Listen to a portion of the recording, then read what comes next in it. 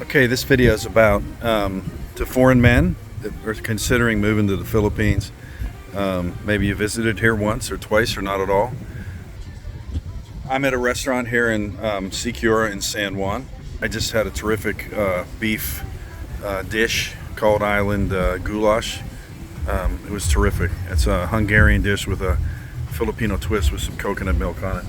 Really good Brazilian beef. But what I wanted to say and chat about is, I'm not sure how to explain this. You be your own judge. But I recommend not getting pigeonholed here in one location when you move to the Philippines.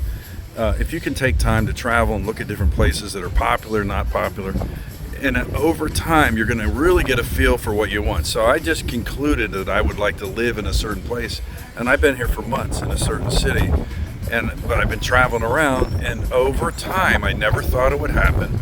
I've been to a certain location before, and I visited again, and I thought, time went by, a year, whatever.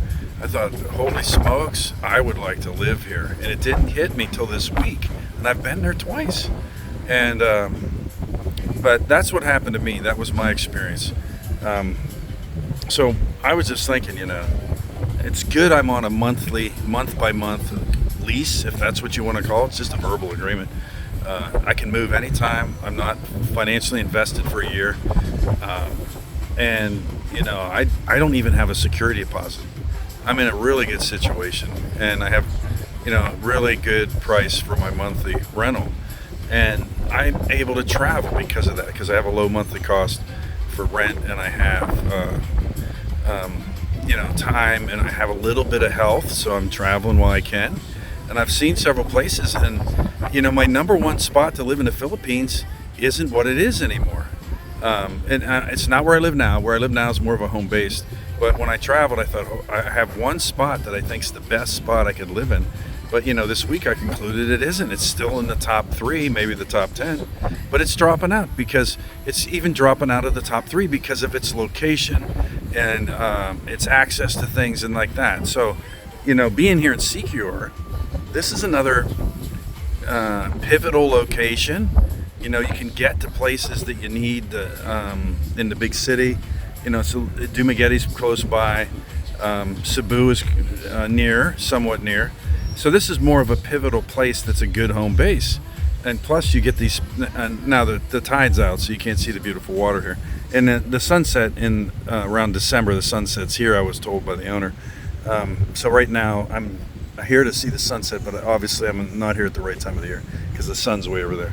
But there's currently a breeze here because there's ongoing storms off the coast of Manila to the one side of it near Bataan, and so but they're getting sun here over there. It's dark and rainy all the time, so the winds come here. So it's normally not this cool. It's so refreshing here. I rarely get refreshed in the Philippines. Only when I go to Baguio, La Trinidad, and those mountainous areas, I get totally refreshed, especially at night. My skin, but here I am refreshed, and it is a relief, because today I was walking for a kilometer or two, and my feet on these new flip-flops start to get a little sore on the bottom, and I was sweating, man. It's like a sauna. So I went into an air-conditioned cafe restaurant, and then I was all right. But tonight you're not feeling the heat because you're in under the trees.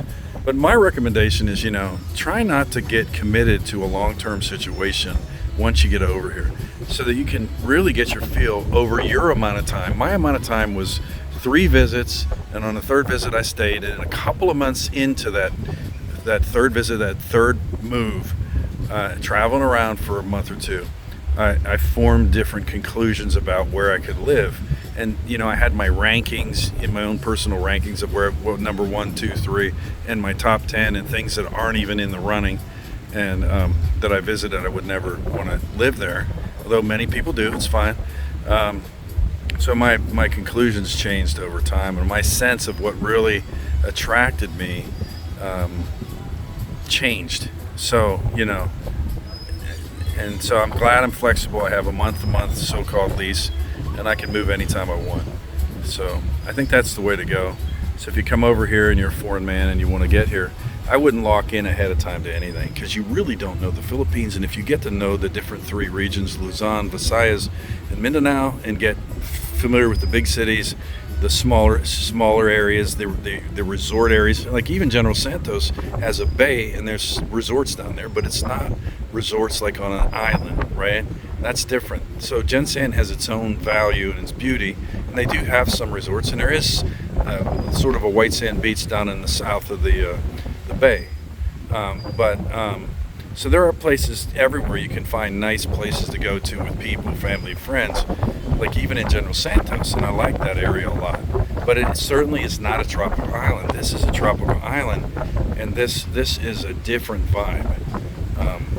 So, should you get locked into a somewhat of a long-term situation where you're at and you're not able to move and you're not happy, it's okay to be happy. It's a good attitude, right? So if you think you're happy in one place, you might not be once you start traveling like me and realize, holy smokes, I'm gonna move, and here is where I am gonna move. That's what happened to me, and it just takes time. Give yourself enough time and flexibility, and try to be the master of your potential destiny in a certain way. It's hard to control one's life because of so many variables. We don't know if we're going to live or die today. It's all a gamble. But that's my 2 cents on the subject, and I appreciate you watching and listening to this video. Comment if you like it.